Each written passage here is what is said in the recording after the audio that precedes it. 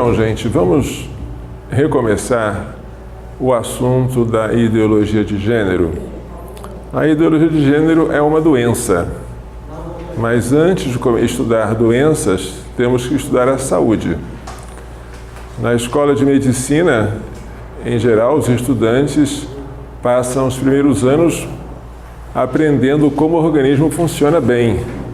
Depois, eles passam a estudar as diversas patologias.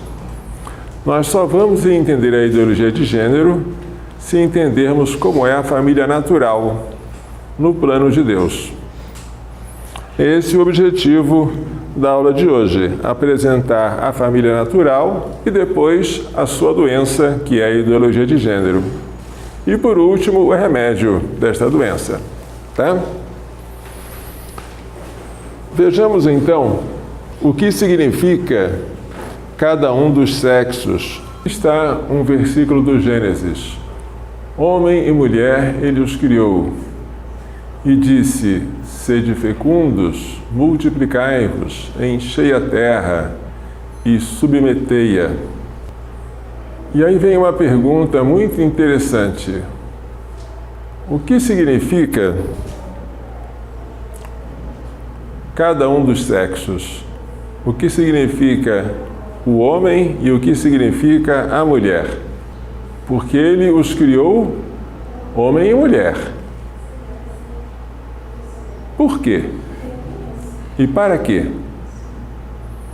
Segundo Jorge Scala, no seu livro Ideologia de Gênero, o que define cada um dos sexos é a sua função procriadora. Ou seja, ser homem equivale a ser pai. E ser mulher equivale a ser mãe.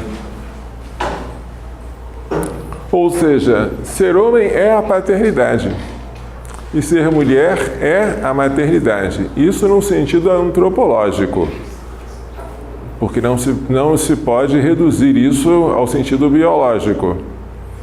Vocês me chamam de padre, que quer dizer pai, embora eu não tenha filhos biológicos. Mas a minha missão é uma missão paterna. Da mesma forma, as mulheres que não têm filhos biológicos, se são autênticas mulheres, têm uma missão materna e exercem essa missão. Estou citando o livro de Jorge Scala. O que é a maternidade? Ou, o que dá no mesmo, o que é a mulher? A maternidade é a qualidade inata pela qual as mulheres sempre acolhem outros seres humanos, especialmente os entes queridos. A mulher é essencialmente acolhedora. Ela acolhe o neném dentro de si. É diferente do homem, que gera, mas gera fora dele. A mulher acolhe o neném no colo, acolhe o neném no peito para amamentá-lo. Isto implica duas coisas, que elas, as mulheres, estão sempre presentes. No terceiro dia, houve bodas em Caná da Galileia, e a mãe de Jesus estava lá. Junto à cruz de Jesus estava de pé sua mãe. Estão sempre presentes, transcendendo até a distância física da separação. Bonito nós vermos aquela mãe Cacilda, sempre presente até a hora da morte da sua filhinha Marcela, anencéfala. Eu tive a ocasião de conversar várias vezes com ela por telefone e era impressionante como ela não se achava sofredora por causa daquilo, nem desafortunada, nem prisioneira. Ficar com a filha, para ela, era a sua missão e a sua alegria. E quando a filha morreu, ela sentiu saudades. Significa também que esta presença é incondicional. Essa presença significa incondicionalidade absoluta em relação ao outro, em especial ao filho. Ou seja, estar sempre presente e estar presente incondicionalmente. Isso é ser mulher. E o que é a paternidade? Ou, o que é equivalente, o que é o homem? A paternidade é a missão masculina que consiste em encarnar a autoridade. A autoridade é a tarefa difícil de dirigir, de governar. Difícil porque você tem que responder por si e pelos outros. Difícil porque você vai prestar contas a Deus daqueles a quem você dirigiu e do modo como dirigiu. Difícil porque para você dirigir você tem que dar o exemplo. Se você quer que os outros obedeçam, você tem que ser o primeiro a ser o modelo de comportamento que você deseja que seja praticado. Para isso, deve dar sempre e sem exceções o bom exemplo, fazendo o que deve ser feito em cada situação, ainda que isso signifique muitas vezes sofrer um prejuízo ou padecer uma injustiça. Sabemos agora o que é ser homem e o que é ser mulher. São coisas diferentes e complementares. E muito antes de surgir à tona a ideologia de gênero, nós já estávamos assistindo a um nivelamento ou uma massificação dessas missões masculina e feminina.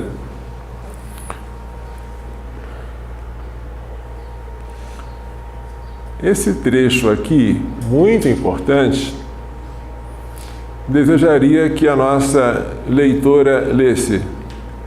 O homem é a cabeça da mulher. Sede submissos uns aos outros no temor de Cristo. As mulheres o sejam a seus maridos, como ao Senhor, porque o homem é cabeça da mulher, como Cristo é a cabeça da igreja e o Salvador do corpo. Como a igreja está sujeita a Cristo, estejam as mulheres em tudo sujeitas a seus maridos.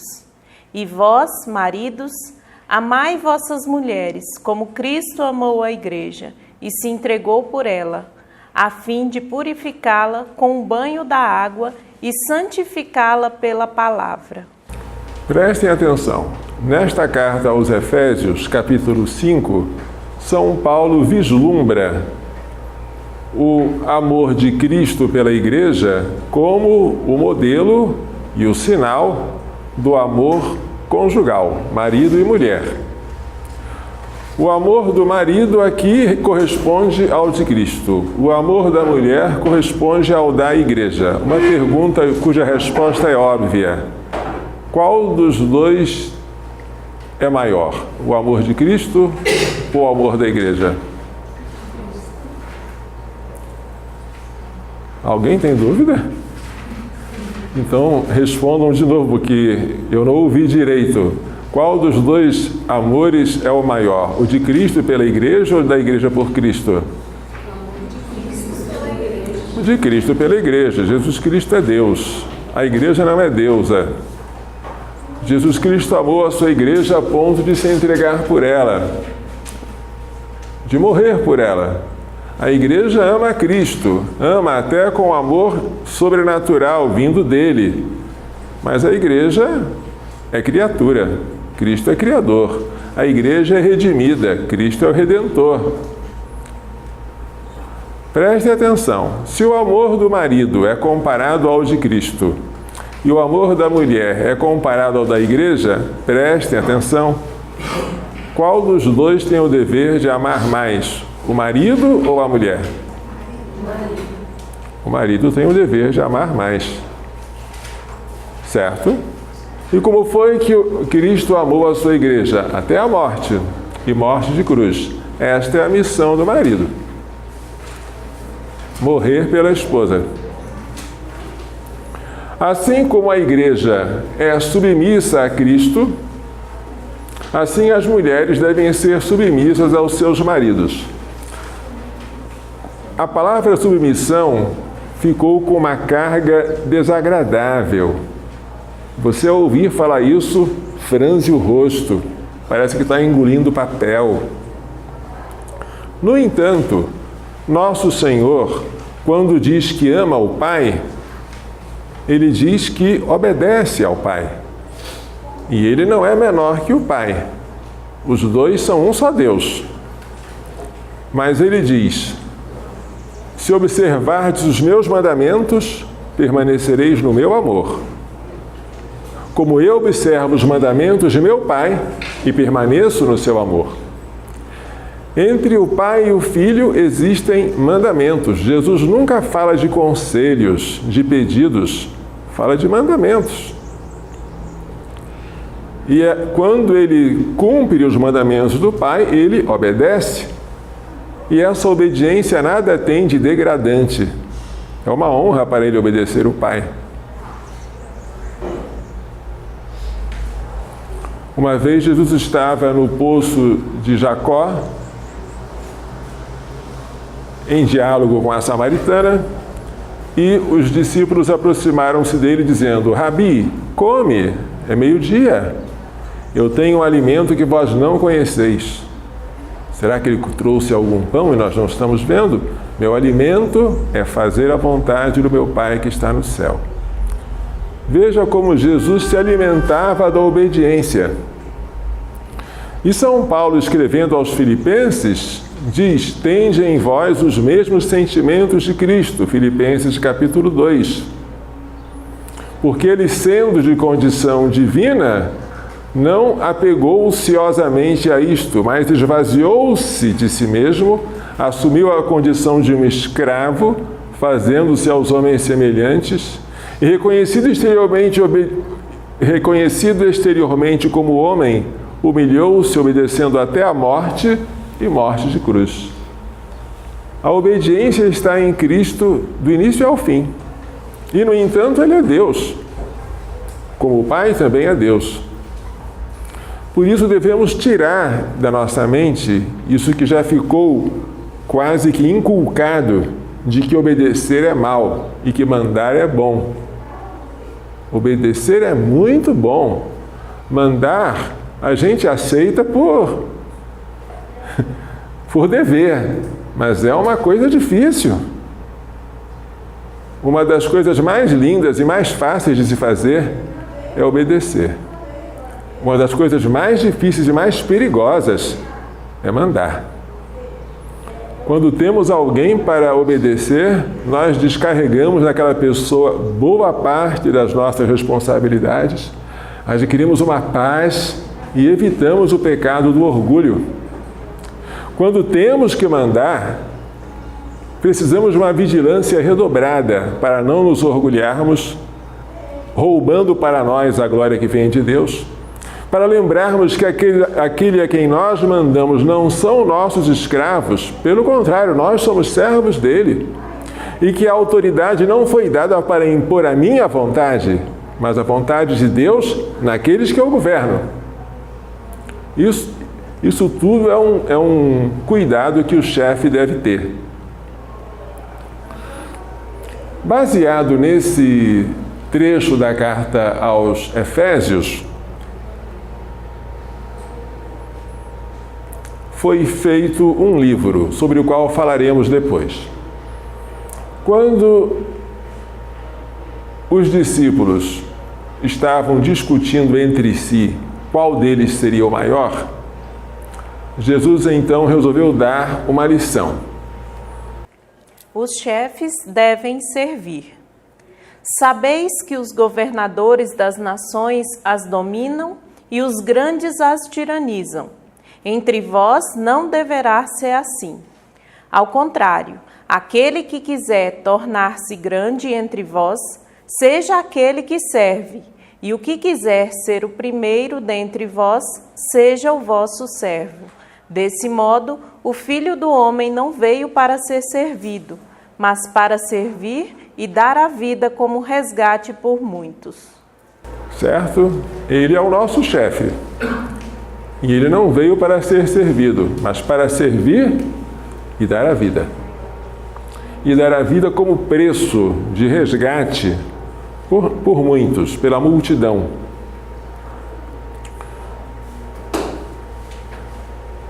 E quando o chefe é o chefe supremo, Simão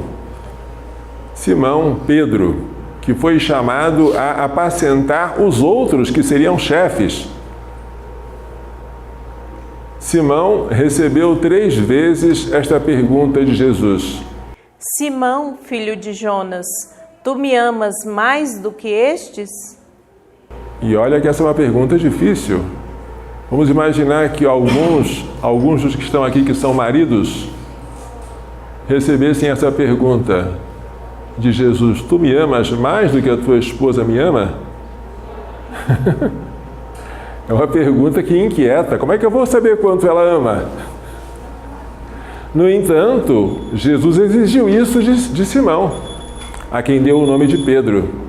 Como ele tem que apacentar as ovelhas, apacentar os cordeiros, ele tem que ter um amor maior, porque ele é chefe. Às vezes, no dia das mães ou no dia dos pais, eu gosto de fazer uma charada, uma perguntinha para o pessoal, né? Quem é que tem o maior dever de amar? De amar a Deus? O pai ou a mãe? Né? Em geral, as pessoas tendem a dizer que é a mãe. Mas eu corrijo. Eu não estou falando quem ama, estou falando quem deve amar. De fato, pode acontecer diferente. Mas eu quero saber quem tem o maior dever de amor. Quem tem maior dever de amor, evidentemente, é o pai, porque ele é o chefe. E a ele dele será exigido um amor maior, o juízo dele será mais severo. Esta jovem aqui é a jovem italiana, né, de quatro filhos, jornalista, católica, escreveu esse livro, Sposati e si sottomessa, Casa-te e ser submissa. Este livro foi escrito em italiano e foi depois traduzido em espanhol. Casa-te e ser submissa. Prática extrema para mulheres sem medo. Prática extrema perdone senza paura. Esse livro foi escrito sem pretensão, pretendia ser distribuído para as suas amigas. Mas ele causou um sucesso tão grande,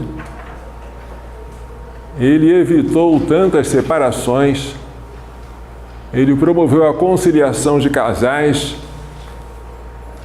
que ele se tornou um best-seller e depois foi traduzido em espanhol. No ano seguinte, em 2012, ela publicou um outro livro, dessa vez dirigido aos homens, Sposala e muori per lei. Desposa-a e morre por ela. Dá para perceber que estes 2 livros se baseiam no capítulo 5 da Carta aos Efésios, que nós acabamos de ver. A mulher deve ser submissa, o homem deve morrer pela mulher.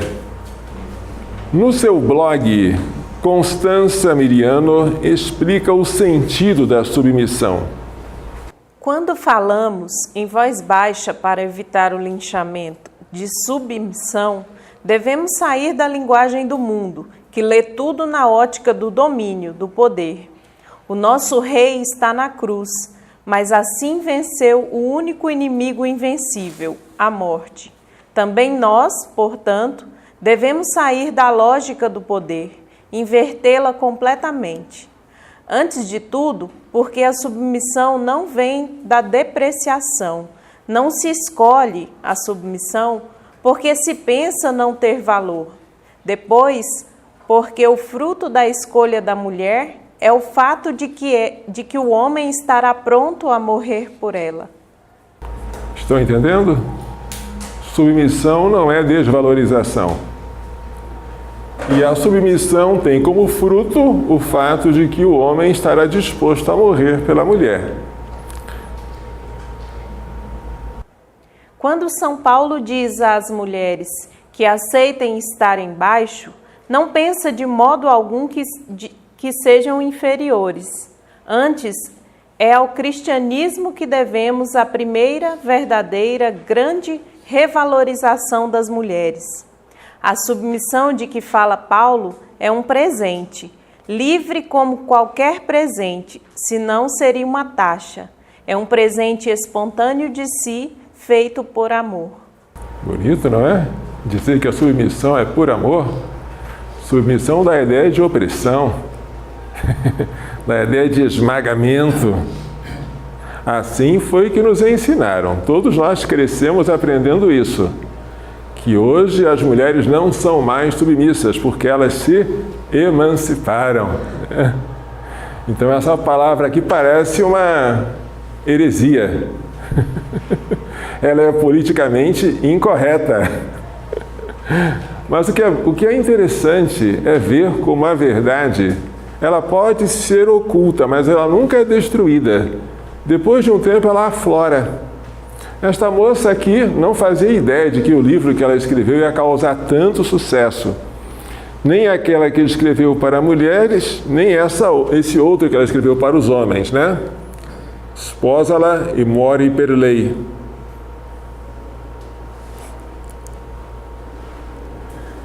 Que tem como subtítulo Homens verdadeiros para mulheres sem medo. O homem veri perdone senza paura. Talvez o sucesso desses livros se deva em parte ao próprio título, porque é provocante. A pessoa às vezes lê com raiva, depois se apaixona. Ué, isso aqui é bom, pensei que era ruim. E aí faz propaganda. Deve ser por isso, entre outras coisas, né? Mas é interessante como esses valores que haviam sido sepultados pela ideologia feminista estão agora ressuscitando. Este aqui é o Código Civil de 1916. Artigo 233. O marido é o chefe da sociedade conjugal, função que exerce com a colaboração da mulher no interesse comum do casal e dos filhos. Artigo 380, parágrafo único.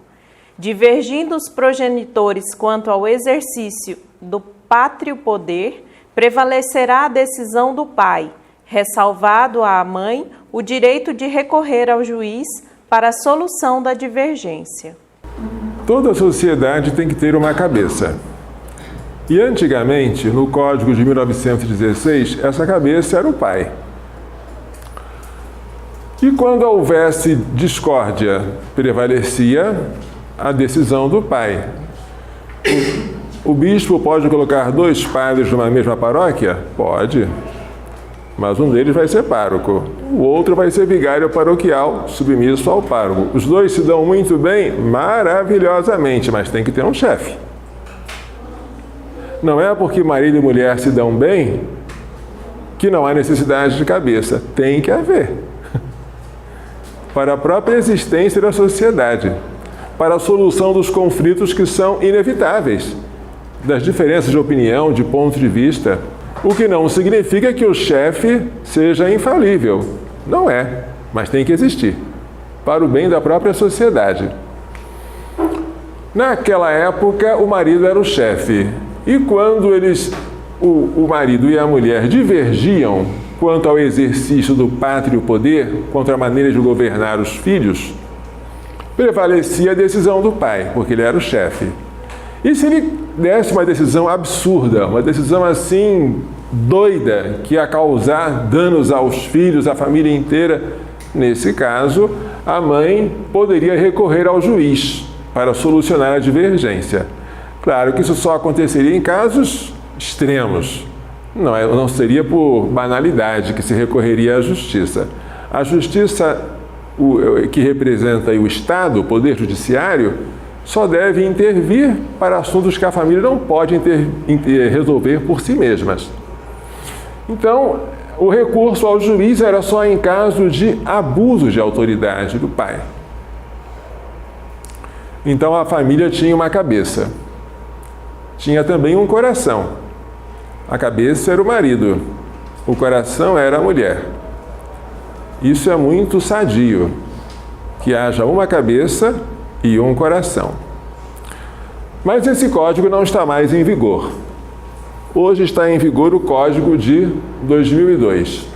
Vejamos o que ele fala do mesmo assunto. Artigo 1567.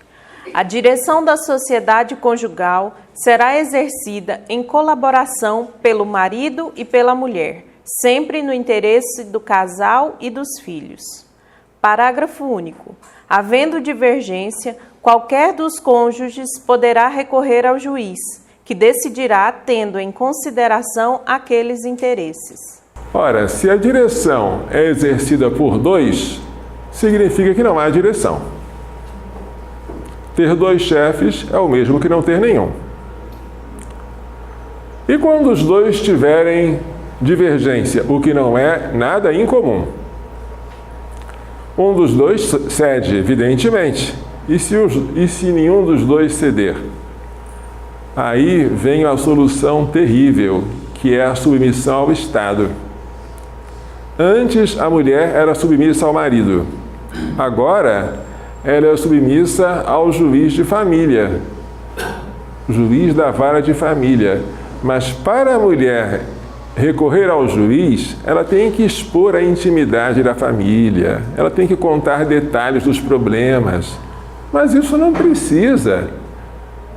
Contar por que ela prefere que os filhos sejam matriculados na escola A, enquanto o pai quer que sejam matriculados na escola B.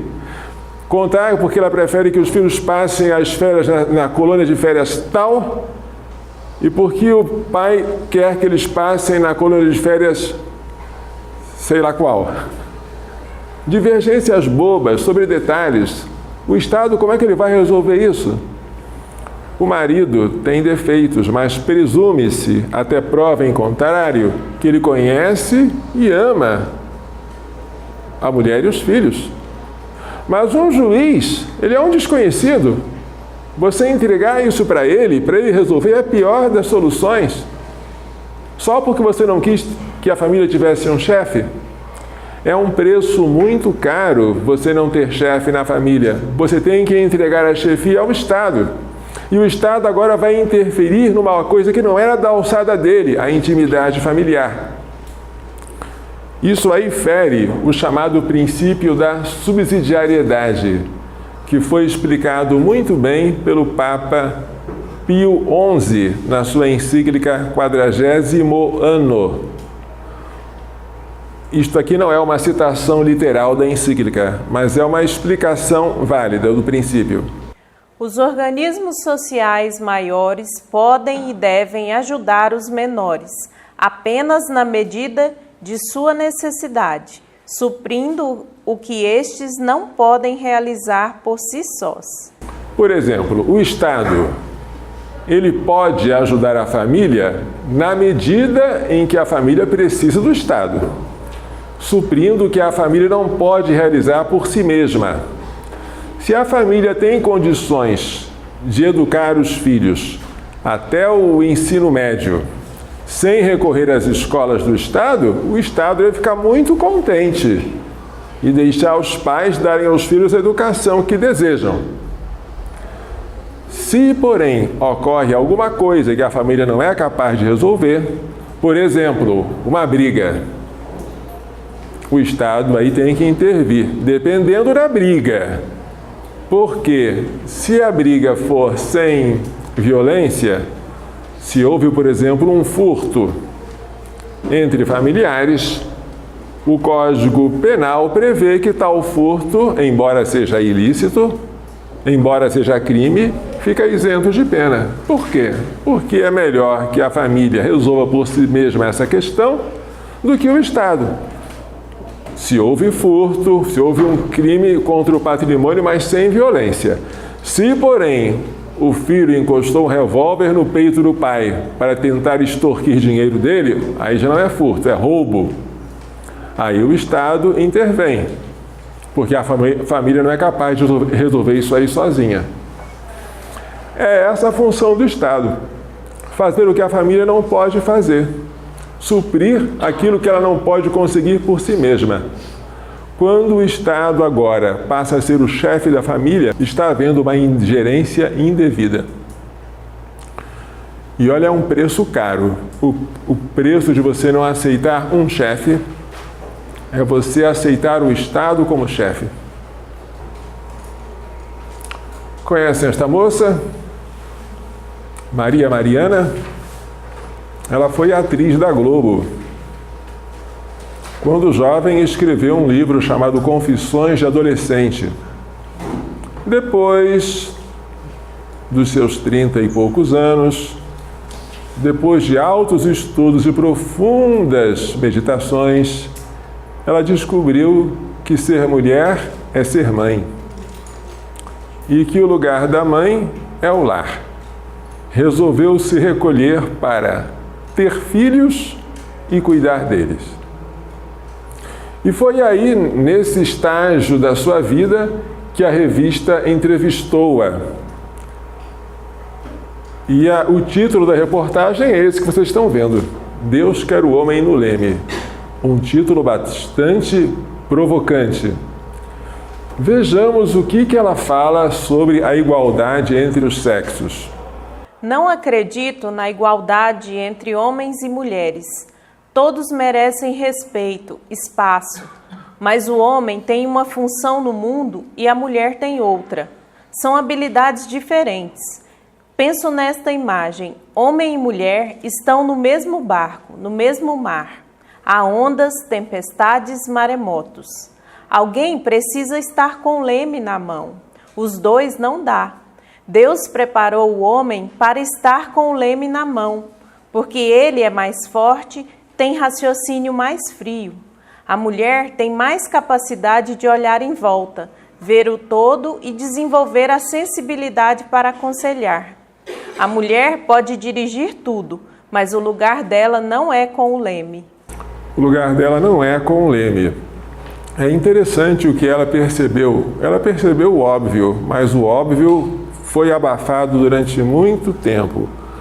Vejamos qual é a reação da mulher diante de um rato ou de uma barata. O que significa? Significa que ela reage com a emoção imediatamente. O homem tem emoção? Tem. Mas ele coloca as emoções entre parênteses, diante de uma situação perigosa ou asquerosa, para agir naquele momento com a razão. Ora, poder controlar as emoções é uma qualidade do chefe, porque na hora do perigo o chefe não pode fugir, ele tem que enfrentar. Essa qualidade foi dada ao homem, mas não à mulher.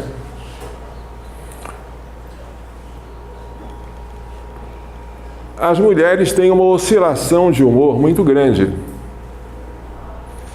Segundo a doutora Marli Virgínia, que já foi membro do Conselho de Bioética da CNBB e já esteve em Anápolis várias vezes, há certos dias em que a mulher se sente irritada, há dias em que ela não deve fazer compras, porque se fizer, ela não vai usar o que comprou, roupas. E, se for para comprar uma coisa importantíssima, por exemplo, uma casa, o casal deve esperar o dia em que a mulher está na melhor fase do seu ciclo.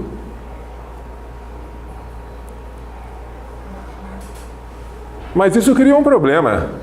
Nem sempre você pode esperar. Às vezes as decisões têm que ser tomadas agora. Para isso existe o chefe.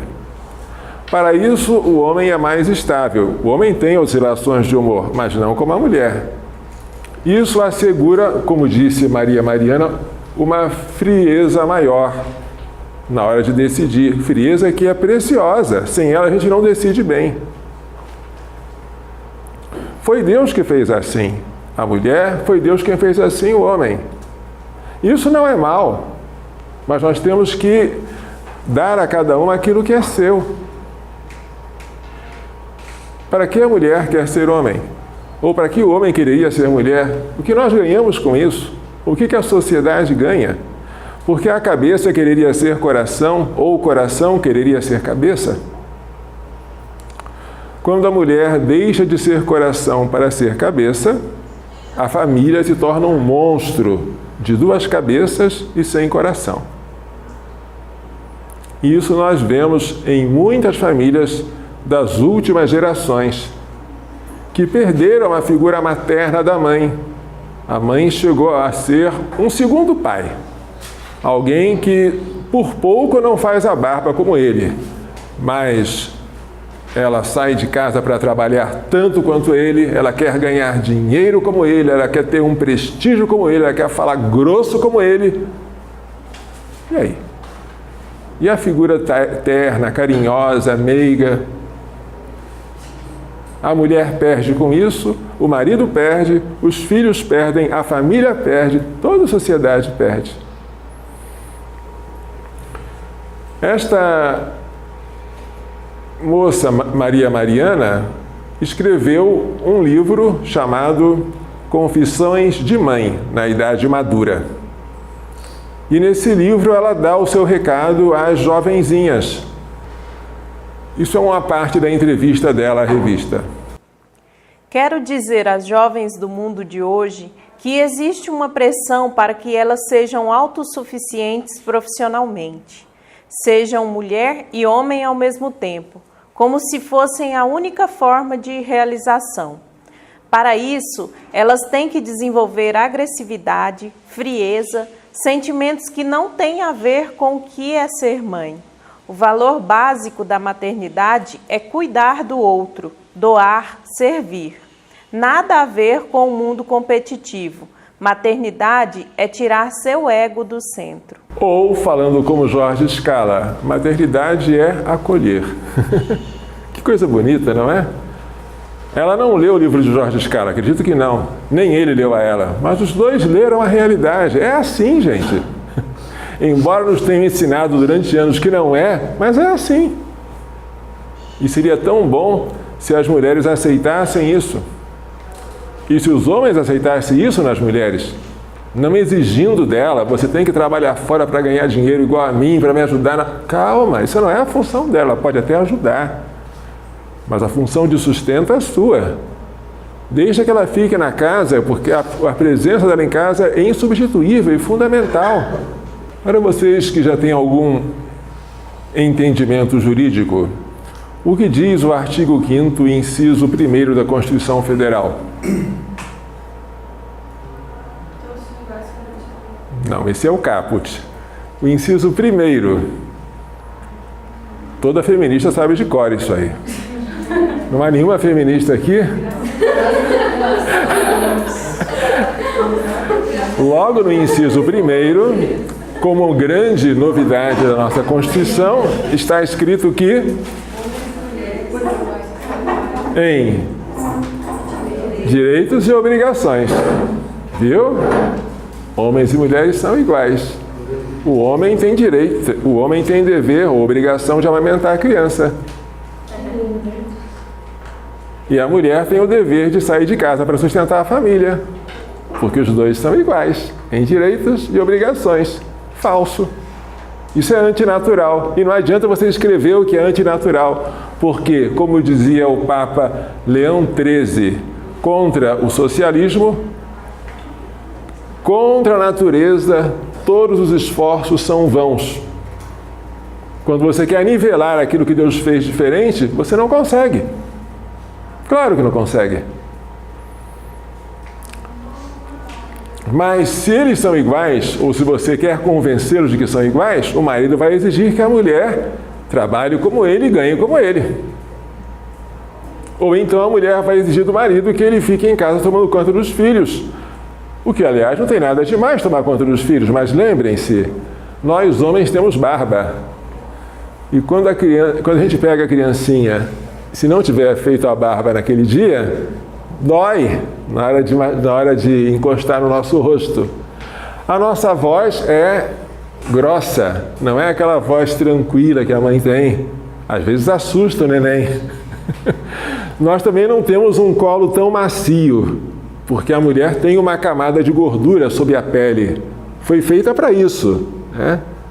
Embora o homem possa e deva ajudar, é sempre uma ajuda. O papel de cuidar da criança foi dado à mãe. E nós vemos isso desde pequenininha, quando elas brincam de boneca. As meninas brincam de boneca espontaneamente, não precisa de você inventar nem mandar. É espontaneamente, embora a ideologia de gênero, vamos falar depois, diga o contrário, mas isso é natural. Algumas profissões extradomésticas são tradicionalmente ocupadas por mulheres. Quem é que dá aula para as crianças do primário? Por que a senhora não falou os professores? Mas instintivamente a gente já usa o feminino, as professoras, a professora primária. Por quê? Porque o magistério infantil é uma extensão da função materna de educar. A mãe é a primeira educadora dos filhos. E ela estende isso para os alunos da escola primária, os alunos pequenininhos. Quando você fala daquele profissional de saúde que está em contato direto com o paciente, mais do que o médico, em quem você pensa? Enfermeira. Você quase instintivamente fala enfermeira. Existem enfermeiros? Existem. Mas a enfermagem tem tudo a ver com a mulher, porque a mãe que cuida dos seus filhos doentes faz dos doentes no hospital os seus segundos filhos. No entanto, embora haja profissões extradomésticas que tenham tudo a ver com a mulher, o lugar privilegiado e insubstituível da mulher é o lar. Se as mulheres resolverem sair de casa em massa para o mercado de trabalho, duas coisas vão acontecer. Adivinhem. Uma delas é óbvia. Mulher que trabalha fora de casa não tem ou não quer ter filhos.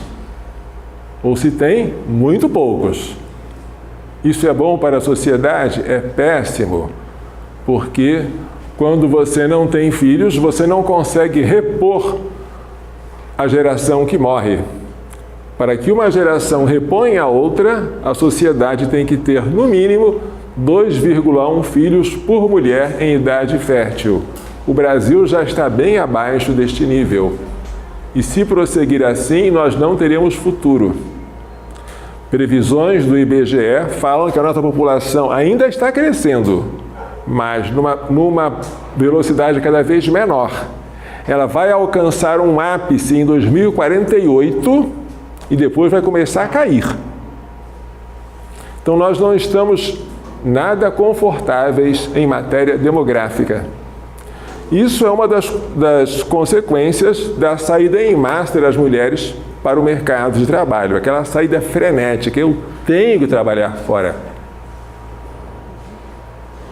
Ensinaram isso a elas, tadinhas, elas aprenderam assim desde pequeninas. Nunca deram a ela a alternativa, quando você crescer, você vai ser dona de casa, você vai ser mãe, você vai ter muitos filhos, você vai ajudar o seu marido que vai trabalhar fora, mas vai ajudar só. O dever de trabalhar vai ser dele. Nossas meninas não aprenderam isso. Mas ocorre uma outra coisa quando elas saem de casa. Muita mulher saindo de casa, o que significa? Significa que aumenta a procura pelo emprego. Elas vão disputar com os homens as vagas de emprego. A mulher pode trabalhar fora, mas o homem deve. E elas que podem, mas não precisam, vão disputar a vaga com aqueles que precisam para sustentar a família. O que isso causa? Desemprego. Olha que coisa linda! Queda da fecundidade e desemprego. Tudo isso por causa da saída desenfreada da mulher do lar, que é o lugar privilegiado dela, para o mercado de trabalho. Não é pequeno esse problema, é um problema grave. E se nós não soubermos identificá-lo e solucioná-lo, o futuro da nossa sociedade e do nosso país corre grave perigo.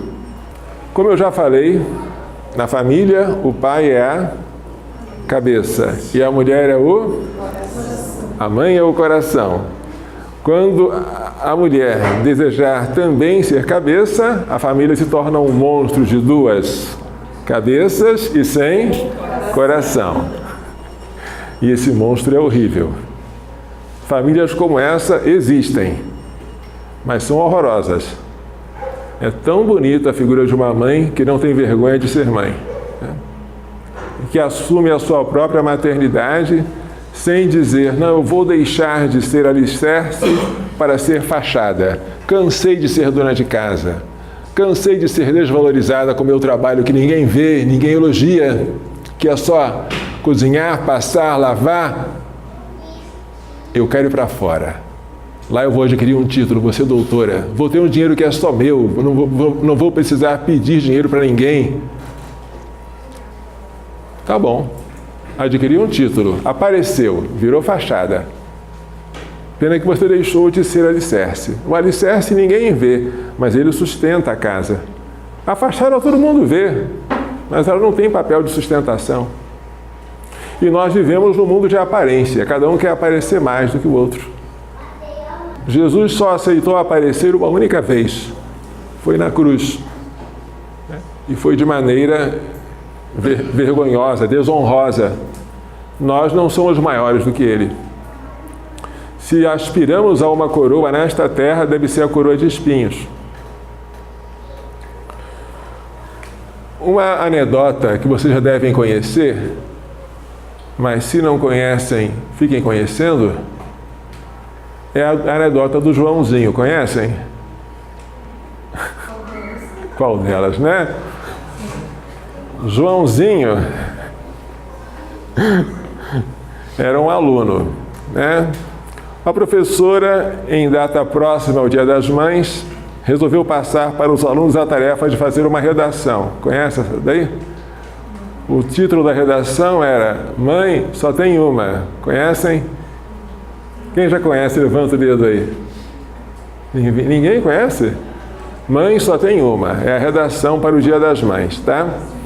Um deles, órfão de mãe, escreveu ter sido educado pelo pai e pela madrasta. A madrasta, apesar de ser boa, não se comparava à falecida mãe. Isso porque mãe só tem uma. Outro aluno contou o quanto sua mãe se esforçava por competir com os homens no mercado de trabalho. Amontoava os empregos fora de casa e quase não tinha tempo de dar atenção aos filhos. É verdade que ela havia contratado uma empregada para ficar no seu lugar, mas não era a mesma coisa. Isso porque mãe só tem uma. Um terceiro aluno era o Joãozinho, com pouca inspiração. Contou que sua mãe, ao receber visita na sala, mandou que ele fosse até a cozinha buscar 2 garrafas de Guaraná. Ao abrir a geladeira, o menino voltou correndo e disse: Mãe, só tem uma. Uma garrafa, né? Seja como for, é verdade que a mulher desempenha no lar um papel insubstituível. E o prejuízo que a família sofre quando os filhos se veem educados por dois pais masculinos, né? E não por um pai e uma mãe, é um prejuízo enorme. Ao buscar desesperadamente, esta é a palavra, por uma realização profissional fora de casa, a mulher está desvalorizando a sua função única de mãe e de rainha do lar. Isso é o que ilustra muito bem o poema Mãe, de Cora Coralina, célebre poetisa de Goiás. Mãe, renovadora e reveladora do mundo, a humanidade se renova no teu ventre. Cria teus filhos, não os entregues à creche. Creche é fria, impessoal. Nunca será um lar para o teu filho. Ele, pequenino, precisa de ti. Não o desligues da tua força maternal. Que pretendes, mulher? Independência, igualdade de condições. Empregos fora do lar? És superior àqueles que procuras imitar. Tens o dom divino de ser mãe. Em ti está presente a humanidade. Bonito, não é? Tanta sabedoria nesse verso. Ao sair de casa para competir com o marido, ao invés de ficar para cooperar com ele, a mãe de família está, sem o saber, atendendo a uns anseios do relatório Kissinger, a cartilha do imperialismo contraceptivo dos Estados Unidos. Para quem não sabe, este aqui é Henry Kissinger, secretário de Estado dos Estados Unidos na época do presidente Gerald Ford. Em 1974, ele entregou ao presidente um memorando que ficou conhecido como Relatório Kissinger. O nome do memorando é Implicações do crescimento da população mundial para a segurança e os interesses externos dos Estados Unidos. Esse documento ficou confidencial durante muito tempo, mas foi desclassificado, liberado pela Casa Branca em 1989. Hoje ele é de domínio público, embora poucos o conheçam e muitos lhe obedeçam. Aqui está uma citação deste relatório Kissinger. Ele fala que os Estados Unidos deveriam concentrar sua atenção em 13 países nos quais havia interesses estratégicos, entre eles o Brasil, evidentemente. E deveria controlar a população de tais países. Como? Favorecendo uma política de redução da fecundidade, diminuição do número de filhos, contracepção, esterilização e até mesmo aborto, que era coisa nova. O aborto havia sido declarado legal nos Estados Unidos em 73. Esse documento é de 74, mas já fala disso também. Mas neste texto aqui fala da utilização das mulheres. Muito importante como os Estados Unidos pensam nas mulheres dos países do terceiro mundo. O que devem fazer com elas? Vamos ver? A condição e a utilização das mulheres nas sociedades dos países subdesenvolvidos são de extrema importância na redução do tamanho da família. Para as mulheres, o emprego fora do lar oferece uma alternativa para o casamento e maternidade precoces e incentiva a mulher a ter menos filhos após o casamento. As pesquisas mostram que a redução da fertilidade está relacionada com o trabalho da mulher fora do lar. Agora você entende por que os grupos feministas são tão ricamente financiados por dinheiro externo, né? Promover o direito da mulher, a emancipação da mulher, significa reduzir população, diminuir crescimento da população. E um povo sem população é um povo paupérrimo, porque a primeira riqueza de um povo é o próprio povo. Os brasileiros têm que existir para depois serem ricos. Se não houver brasileiros, não adianta você dizer que tem riqueza. Quem é que vai ser o proprietário delas? Isso aqui dá para perceber, é o tio Sam. Quem são essas aqui? Queremos aborto, queremos aborto. É? O que é isso aqui? Dinheiro. Dinheiro e fios de marionete. Significa que os grupos feministas do Brasil recebem muito dinheiro externo para a promoção do aborto. E acreditem, quando o dinheiro acaba, esses grupos acabam também. Porque o número de feministas militantes é extremamente reduzido, mas muito barulhento, porque recebem dinheiro para gritar nos meios de comunicação. E gritam, o que é mais revoltante, em nome das mulheres. Mas o que me deixa mais furioso é como as mulheres não reclamam. Porque quem cala... E por que as mulheres não se levantam para dizer: você, feminista, não fale em meu nome? Há algumas que fazem isso, mas são poucas. Esta aqui, Mary Pride, é uma mãe de 9 filhos, presbiteriana, moradora dos Estados Unidos, mas ela já foi uma feminista radical. Ela era engenheira química, trabalhava fora do lar, tinha uma carreira brilhante, mas um belo dia, ela lendo a Bíblia e pesquisando sobre o que a Bíblia fala da mulher, descobriu que ser mulher é ser mãe e que o lugar da mãe é o lar. Aí ela resolveu, como diz o livro, ir de volta ao lar, do feminismo para a realidade. É o nome do livro. Aí ela jogou fora os anticoncepcionais. Pensou que ia ficar grávida imediatamente. Engano dela. Teve que esperar 3 longos anos. Descobriu que o filho não aparece como capim.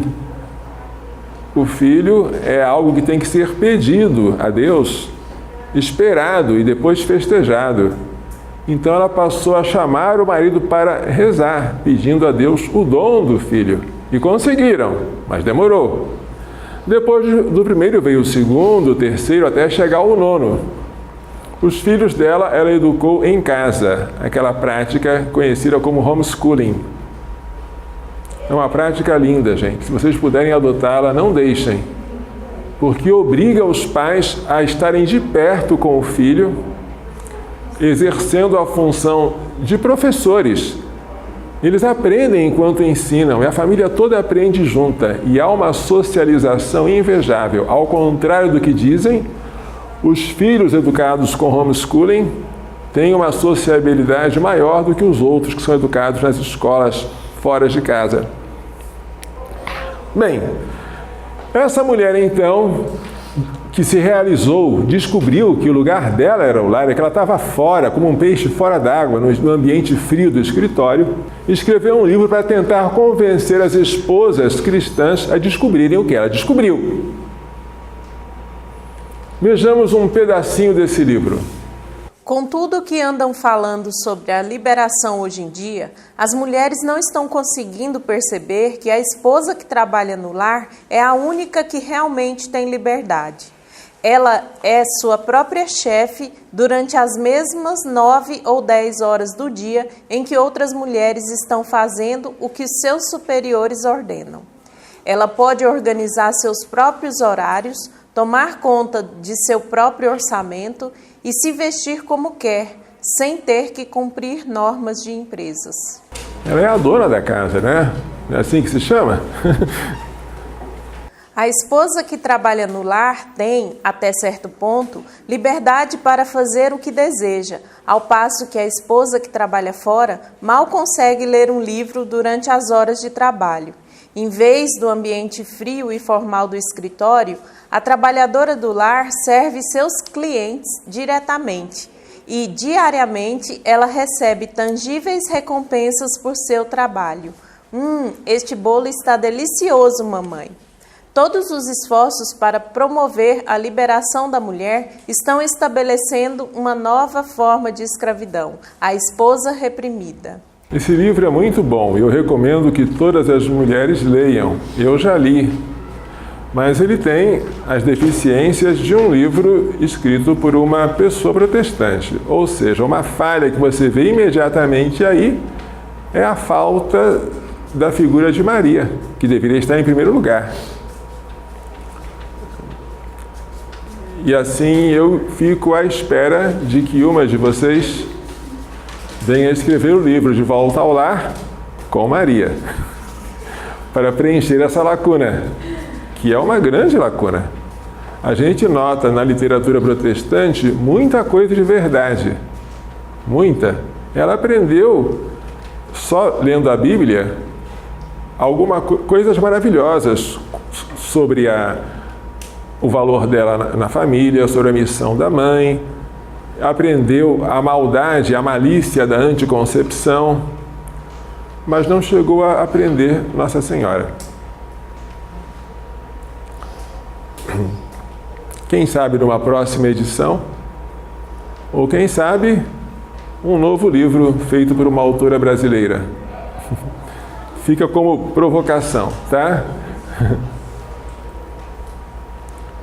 Este aqui, para quem não sabe, é Jérôme Lejeune,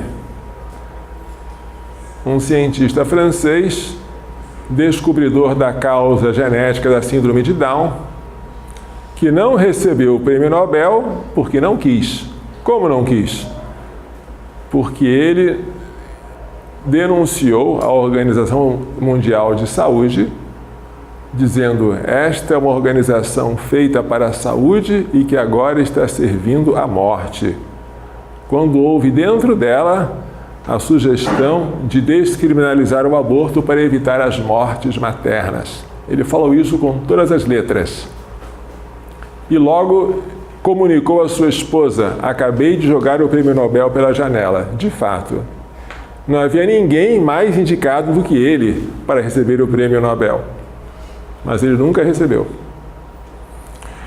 Ele está em processo de canonização. Esperamos daqui a pouco poder chamá-lo de santo. Jérôme Lejeune foi o primeiro presidente da Pontifícia Academia para a Vida. Amigo pessoal de São João Paulo II. O trecho que vocês vão ler é de um discurso que ele fez quando esteve visitando o Brasil, falando no Senado. Sabe-se agora que aquilo que o homem sublinha em sua mensagem genética é a maneira de fazer o envoltório, a bolha amniótica que protege a criança e a placenta que lhe permite a nutrição através dos vasos sanguíneos da mãe. Já o que é sublinhado da parte da mãe é a arte de juntar as peças soltas, graças à qual a criança vai se organizar por si mesma. À vista de tudo isso, eu diria que é comovente para o cientista saber que num ovo fecundado de 1,5 milímetros de diâmetro já há a divisão do trabalho que todos nós conhecemos. Ao homem cabe construir o abrigo e buscar alimento, à mulher a elaboração da criança. Bonitinho, né? Segundo a pesquisa citada por ele, a contribuição do pai se refere aos anexos embrionários, a casinha da criança, e a contribuição da mãe se refere à própria criança. A data do discurso é 1991, no auditório Petrônio Portela, no Senado Federal. Bem, isso aqui vocês não podem deixar de aprender porque é um catecismo. Já aprenderam isso? Não? Aprendam, por favor. O que é a mulher? Mulher é o ser humano que, por infortúnio, pertence ao sexo feminino. O que quer dizer infortúnio? Azar, falta de sorte. O que é o feminismo? Um movimento que visa libertar a mulher, tornando-a igual ao homem. A mulher é igual ao homem? Não. Mas o desejo do feminismo é torná-la igual. Igualar o que Deus fez diferente. Quais são as principais bandeiras do feminismo? O emprego fora do lar, a anticoncepção, o lesbianismo e o aborto. A mulher não pode realizar-se como dona de casa? Nunca. Dona de casa, rainha do lar, são títulos usados para esconder a escravidão da mulher ao marido e aos filhos. A única realização possível é fora do lar, em competição com o homem. Gravaram? Aprendam isso, tá? Aliás, já aprenderam muito bem isso, né? Desaprendam isso. Por que o feminismo prega o direito à anticoncepção?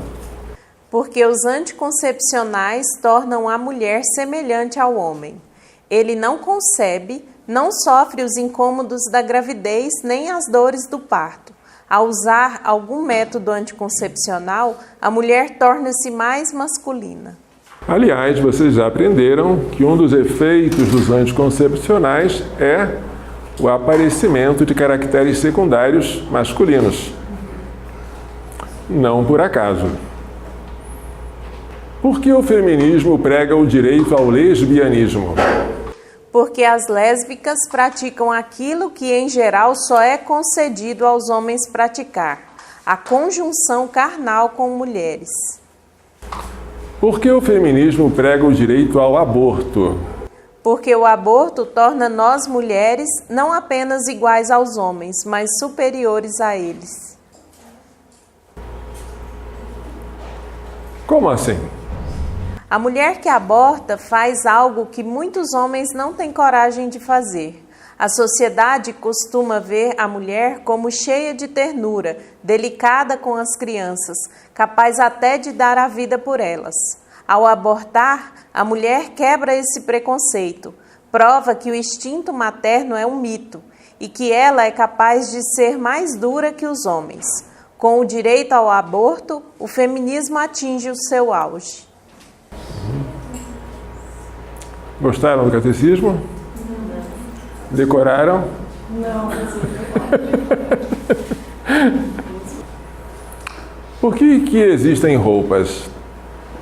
Uma pergunta interessante, porque Adão e Eva não precisavam, mas nós precisamos. Não precisavam porque havia um dom chamado integridade, que fazia com que os instintos e os sentidos ficassem harmoniosamente submissos à razão. Esse dom se perdeu com o pecado original. E quando eles pecaram, imediatamente resolveram se cingir com folhas de figueira. E qual foi a providência que Deus tomou para eles? Deus não gostou daquela roupa, né? Não achou que folhas de figueira fossem suficientes. Deus lhes deu túnicas feitas de pele de animais.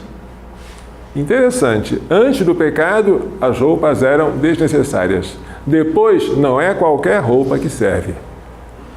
A roupa agora tem que cobrir. E uma roupa pode ser indecente ou porque ela é curta, não cobre todo o corpo, ou porque ela é transparente, deixa a luz passar, ou porque ela é apertada, colada. Ou seja, uma roupa decente deve ser longa, deve ser opaca e deve ser folgada, né? Isso é óbvio, estou falando o que todos nós sabemos. Mas nem sempre o óbvio é posto em prática. E desobedece-se a isso em nome da moda.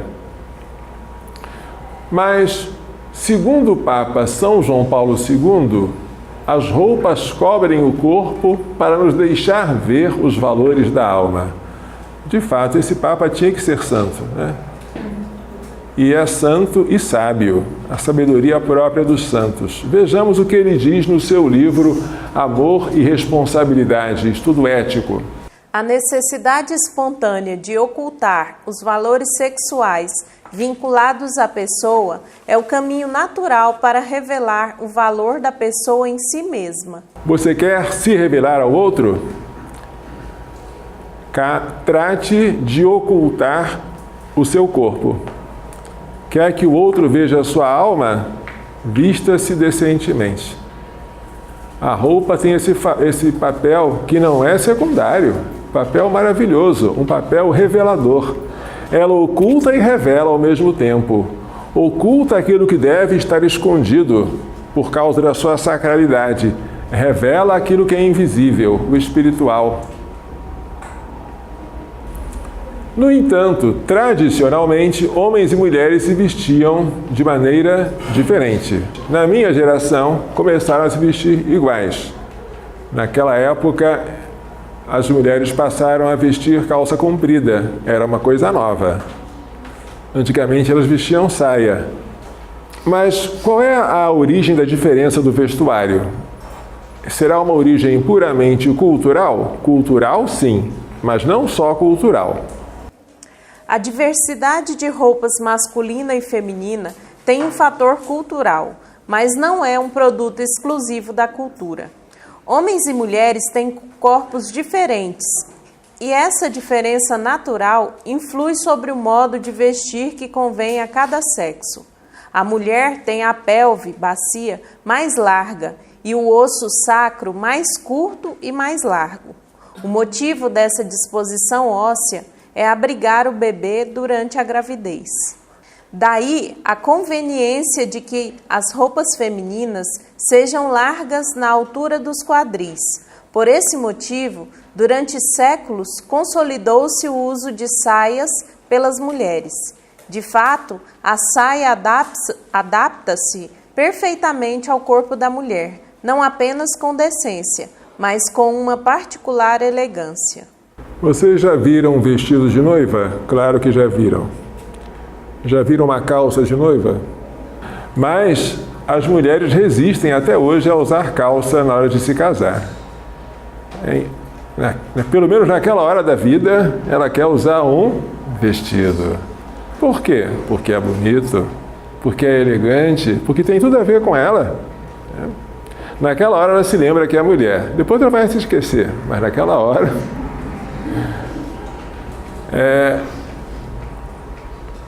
De fato, a calça, para não ficar indecente na mulher, deveria ser bem folgada. Por quê? Vejamos aqui. A mulher tem, como nós já falamos, a pelve mais larga, esses ossos da bacia são mais largos, e o osso sacro, que é o último da coluna, mais curto e mais largo. Ao contrário do homem, que tem a pelve mais estreita e o osso sacro mais longo e mais estreito. Você consegue ver isso examinando o esqueleto. Você sabe diferenciar se é de um homem ou de uma mulher, examinando esses ossos aí. A mulher tem que ter uma bacia larga, porque quando ela ficar grávida, o neném tem que caber dentro dela. Mas, quando as mulheres passaram a usar calça, e especialmente quando passaram a usar calça jeans, não houve nenhum tipo de mudança no manequim para que elas ficassem folgadas. A calça jeans, para quem não sabe, foi criada nos Estados Unidos para os trabalhadores das minas, trabalhadores de mineração. Roupa para trabalho pesado, roupa grosseira, rústica, para resistir mesmo. Quando passou a ser usada pelas mulheres, não tiveram o trabalho de alterar a forma ou a forma. O que aconteceu?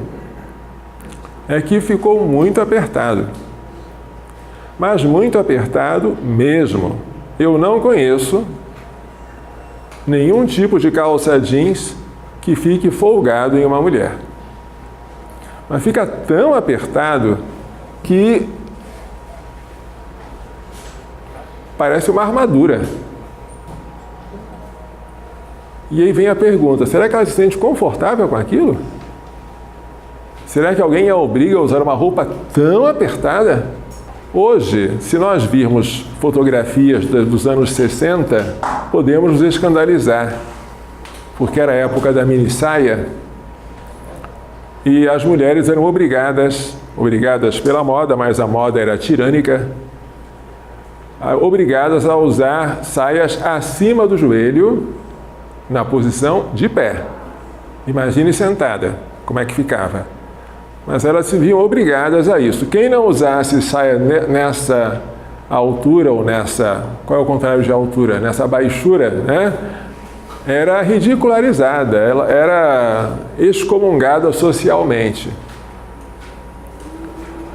E vocês olhando aquelas fotografias, nossa, como é que vocês tinham coragem de se vestir assim?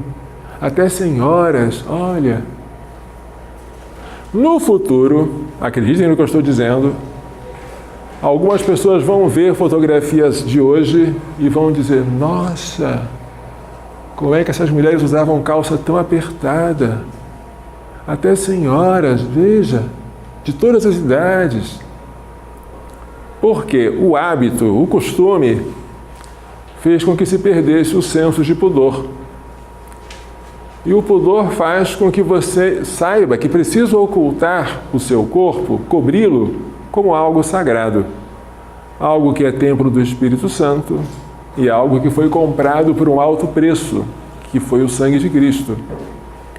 Hoje assistimos a um movimento semelhante no sentido inverso.